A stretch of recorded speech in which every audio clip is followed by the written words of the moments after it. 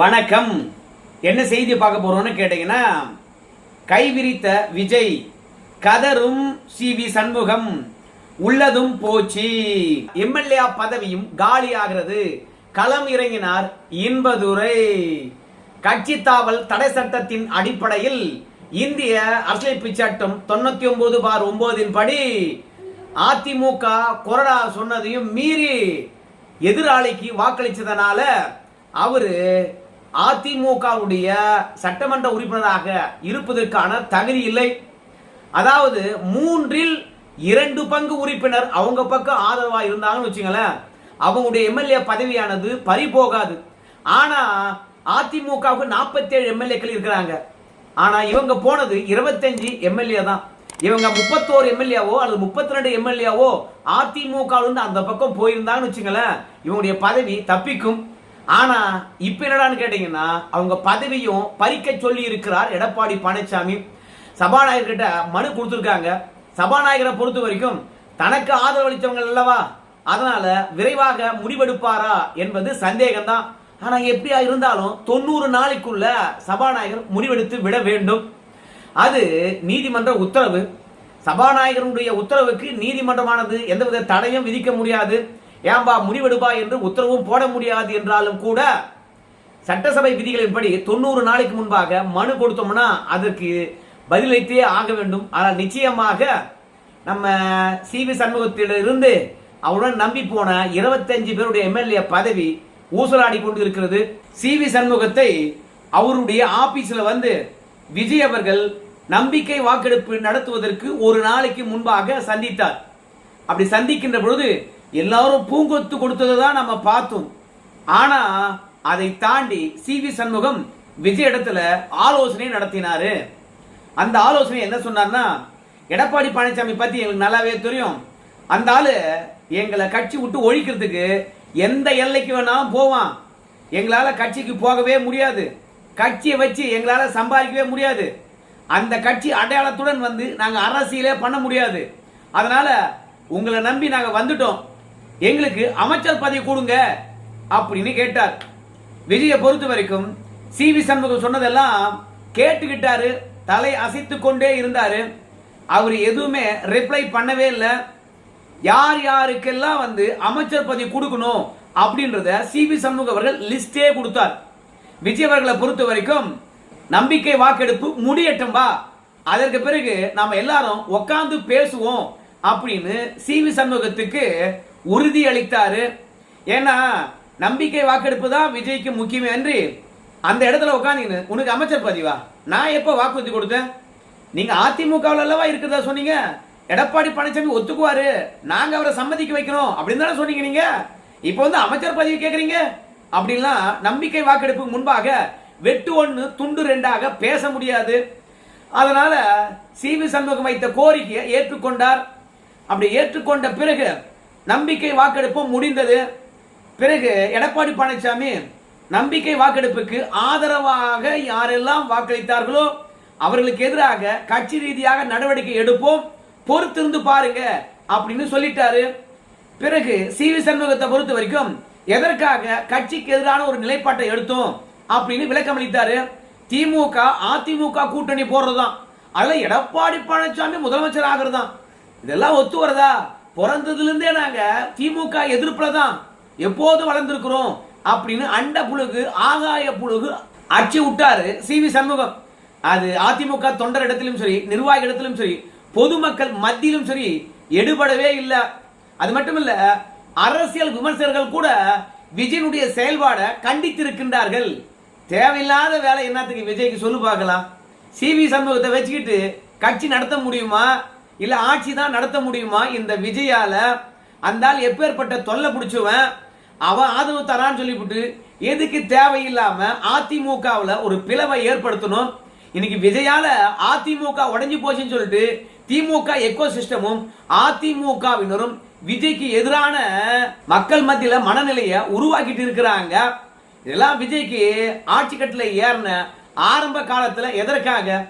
விஜயை பொறுத்த வரைக்கும் 6 மாசத்துக்கு நாங்க டிஸ்டர்ப் பண்ண மாட்டோம் அப்படின்னு திமுக சொல்லிடுச்சு. அதனால இந்த நம்பிக்கை வாக்கெடுப்புல அவங்க வெளியே தான் போறாங்க. கம்ஃபர்டபுளா வந்து இந்த நம்பிக்கை வாக்கெடுப்புல விஜய் வெற்றி பெறுவார். அப்படி இருக்கும்போது தொடக்கத்திலே வந்து அதிமுக எதற்காக உடைக்கணும், சிவி சண்முகத்துக்கு எதற்காக வாக்குறுதி கொடுக்கணும்? சிவி சண்முகம் பொறுத்த வரைக்கும் பலன் அளிக்கவில்லை என்றால் இந்த முயற்சி எல்லாம், ஒருவேளை விஜயை பொறுத்த வரைக்கும் கொடுத்த வாக்குறுதியை நிறைவேற்றவில்லை என்றால் விஜயை அசிங்கப்படுத்துறதுக்கு எந்த எல்லைக்கு வேண்டுமானாலும் போவான். சிவி சண்முகத்தை அசிங்கப்படுத்துகின்ற போதோ இல்ல அவர் கேட்ட ஆஃபரை கொடுக்கலனாவோ அவன் ஜாதி ரீதியாக அதை உருவாக்கிடுவான். அப்புறம் விஜய்க்கு பெரும் பின்னடைவு. தேவையில்லாம சிவி சண்முகத்துக்கு போய் அதிமுக வந்து உடைச்சிட்டு தனக்கு ஆதரவா தேவையில்லாத மாத்தி இருக்கிறாரு. இது வந்து எனக்கு தெரிந்து வேண்டாத வேலை அப்படின்னு எல்லா பத்திரிகையாளர்களும் சொல்றாங்க. மக்கள் மத்தியிலும் ஒரு அதிருப்தி, தேவையில்லாத அதிமுக ஒரு குழப்பம். சிவி சண்முகத்துக்கு தந்த வாக்குறுதி இப்ப நிறைவேற்றி ஆகணும். சிவி சண்முகம் கட்சிக்குள்ள வந்துட்டான்னு வச்சுங்களேன், தாவேக்கா கெட்ட பெயர் எடுக்குதோ இல்லையோ, சிவி சண்முகத்தின் செயல்பாடுனால தாவேக்கா கெட்ட பெயரை எடுக்கும் அப்படின்னு அரசியல் விமர்சகர்கள் எல்லாம் சொல்றாங்க. இதெல்லாம் விஜயை பொறுத்த வரைக்கும் கேட்டிருப்பார் போல இருக்குது. ஏண்டா அது எடப்பாடி பழனிசாமிக்கு எதிராக ஆவேசமா பேசிட்டோம், விஜயிடம் தான் இனிமே நமக்கு தஞ்சம், அதனால மீண்டும் ஒரு முறை போய் விஜயை சந்திக்கலாம் அப்படின்றதுக்காக நம்பிக்கை வாக்கெடுப்புல எஜமா நீ சொன்ன மாதிரியே நாங்க ஒரு 25 பேர் ஓட்டு போட்டுட்டோம், அதனால ஒரு 5 பேருக்கு அமைச்சர் பதவி கூட, இவங்களுக்கெல்லாம் அமைச்சர் பதவி, இவங்களுக்கெல்லாம் வாரிய பதவி, இவங்களுக்கெல்லாம் வேற ஏதாவது ஒரு பொறுப்பு கூட அப்படின்னு போய் கேட்டாரு. நம்பிக்கை வாக்கெடுப்புக்கு முன்பாக விஜய் பேசினார் தெரியுமா? அந்த அளவுக்கு கூட நம்பிக்கை வாக்கெடுப்பு முடிந்து விட்ட பிறகு விஜய் அவர்கள் சிவி சண்முகத்திடத்துல முகம் கொடுத்து பேசவே இல்லை. விஜயை பொறுத்த வரைக்கும் சிவி சண்முகம் சந்திக்க வந்தாரு, மாலை மரியாதை துண்டு எல்லாம் பரிமாறிக்கொள்ளப்பட்டது, உட்கார்ந்து பேசினாங்க. பொறுமையா இருங்க, உங்களுக்கானது வந்து சேரும் அப்படின்னு விஜய் சொல்லிவிட்டதாக தெரிகிறது. ஏற்கனவே நம்முடைய உதயநிதி ஸ்டாலினே சொல்லிட்டாரு, ஏம்பா நீங்க சேஞ்ச் எல்லாம் கிடையாது, நீங்க சோபா எக்ஸ்சேஞ்சு சிவி சண்முகத்தினுடைய இல்லத்துக்கும் அலுவலகத்துக்கும் சோபா போகின்ற போது எங்களுக்கு தெரியும் அப்படின்னு சொன்னார்ல, அதே தான் விஜய் சொல்லியிருப்பார் என்று நினைக்கின்றேன். ஏயா உங்க வீட்டுக்கு சோபா வந்துச்சுல்ல, அப்புறம் என்ன வந்து அமைச்சர் பதவி கேட்குறீங்க, போங்கய்யா அப்படின்னு சொல்லியிருப்பார் போலுக்குது. நம்ம சிவி சண்முகமும் எஸ்பி வேலுமணியும் இரண்டாவது முறையாக விஜய் அவர்களை வந்து அவங்க இல்லத்துல போய் சந்திச்சுட்டு வெளியே வருகின்ற போது முகத்துல ஈ ஆடவே இல்லை. யாரையும், அதாவது பத்திரிகையாளர்கள் யாரையுமே சந்திக்கல, விருன்னு வீட்டுக்கு வந்து சேர்ந்துட்டாங்க. சிவி சண்முகம் என்ன நினைக்கிறான்னு கேட்டீங்கன்னா, நான்லாம் 50 வருஷமா அரசியல் பண்றேன், விஜய்க்கு என்ன தெரியும் அப்படின்னு நினைக்கிறார் போல இருக்குது. விஜய்க்கு அரசியல்ல ஒண்ணுமே தெரியலனா கூட நீ சொந்த கட்சியை விட்டுட்டு இன்னொருத்தர நம்பி வந்திருக்கிற, அந்த கட்சிக்காரன் சேர்க்க மாட்டான்னு தெரியும். அதோட விஜயை பொறுத்த வரைக்கும் நாம என்ன பண்ணாலும் சரி சிவி சண்முகத்துக்கு போற இடம் கிடையாது. அதே மாதிரி சிவி சண்முகத்துக்கு பதவி இல்லை என்று சொன்னாலும் கூட ஆளுங்கட்சியா இருக்கக்கூடிய தமிழக வெற்றி கழகத்தை ஒண்ணும் பண்ண முடியாது.